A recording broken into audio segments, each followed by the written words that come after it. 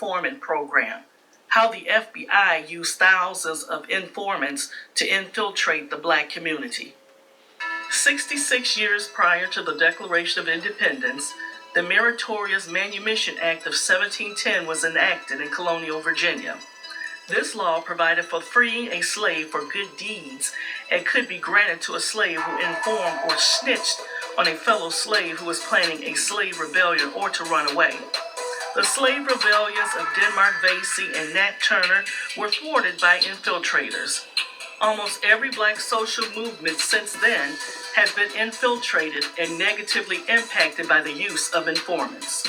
The Ghetto Informant program, also known as GIP, was an intelligence gathering operation run by the Federal Bureau of Investigation from 1967 to 1973. The order for the GIP program came in from Attorney General Ramsey Clark to FBI Director J. Edgar Hoover. Its official purpose was to collect information pertaining to riots and civil unrest. Through this program, the FBI used more than 7,000 people to infiltrate poor Black communities in the United States. J. Edgar Hoover was convinced that race riots were on the verge of destroying communities everywhere and that they were brewing in the Black urban centers. Informants, usually Black males, monitored Black activists including Martin Luther King Jr., Malcolm X, Elijah Muhammad, Huey Newton, and many others. The program was targeted at those likely to have information about ghetto happenings. The recruited informants were sent to spy on people in the Black neighborhoods. These informants were listening posts, tools for blanket surveillance of a community or area. Informants reported on candy store owners, barbershops, certain churches, and African American bookstores. GIP operated with no oversight from courts or Congress.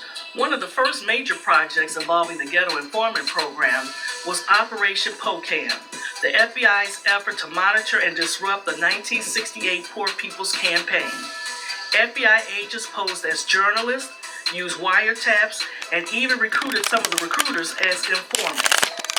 A March 1968 memo stated the program's goal was to prevent the coalition of militant Black nationalist groups, to prevent the rise of a Black Messiah who could unify the militant Black nationalist movement, to prevent militant Black nationalist groups and leaders from gaining respectability by discrediting them to both the responsible community and to liberal sympathizers. It also aimed to prevent the long-range growth of militant Black organizations, especially among Black youth. Informants were asked to keep tabs on gang activity, to follow ex-convicts, and then warn the FBI if anything was about to go down. At least 67 informants were members of the Black Panther Party, who were tasked with spreading disinformation on the Black Panthers, as well as sending reports to the FBI. Let's take a look at a few well-documented informants. The Marcus Garvey Must Go campaign.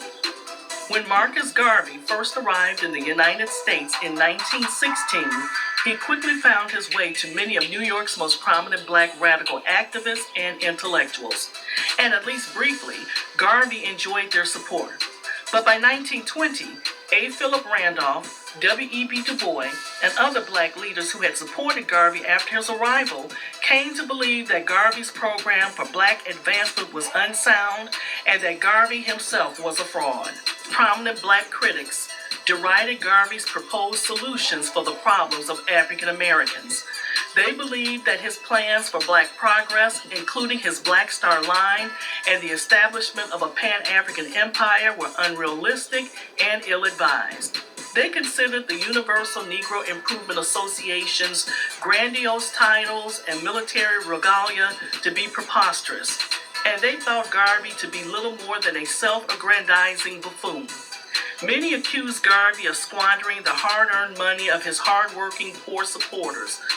Black opposition to Garvey coalesced into what came to be known as the Garvey Must Go campaign. Supporters of the campaign, known collectively as the Friends of Negro Freedom, intended to unmask Garvey as a fraud before his Black supporters. They also appealed to the federal government to step up investigations of irregularities in the Black Star Line and to look into allegations of violence on the part of Garvey's inner circle. James Wormley Jones was a black police officer and the first black FBI special agent who went undercover to take Garvey down. His information was the nail in the coffin J. Edgar Hoover needed to arrest Garvey.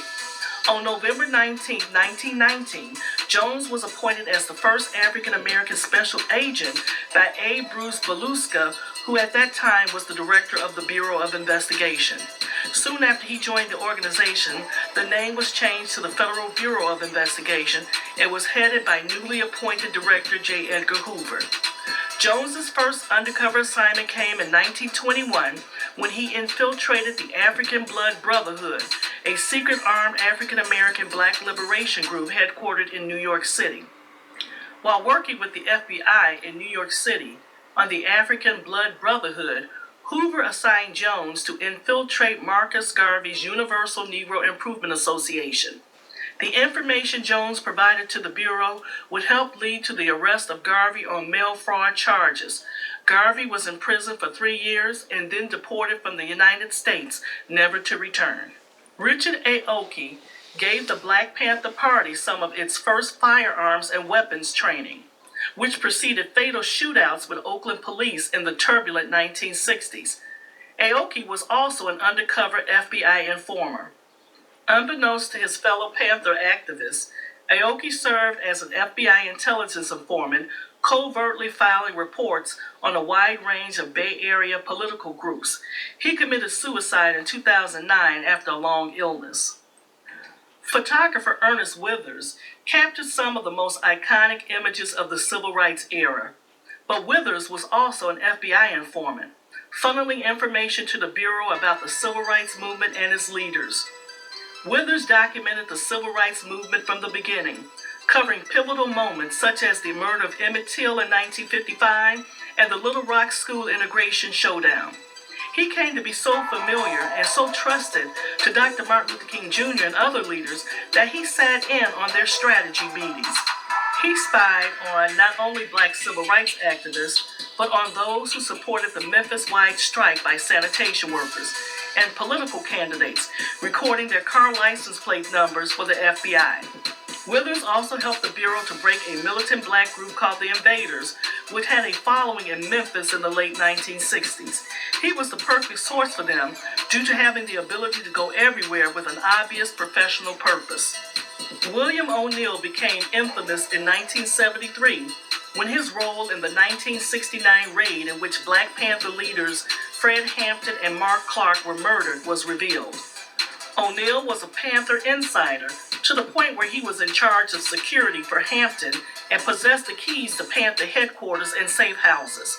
At the same time, he was serving as an informant for the FBI. Among the information O'Neill fed his FBI contact was the floor plan of Hampton's West Side apartment that was used to plan the fatal raid where they were shot and killed. O'Neill committed suicide in 1990 by jumping into traffic on the Chicago Expressway. The Ghetto Informant program was terminated in July 1973. Informants were either reclassified or discontinued. FBI surveillance in the style of the Ghetto Informant program has continued through this present day as COINTELPRO.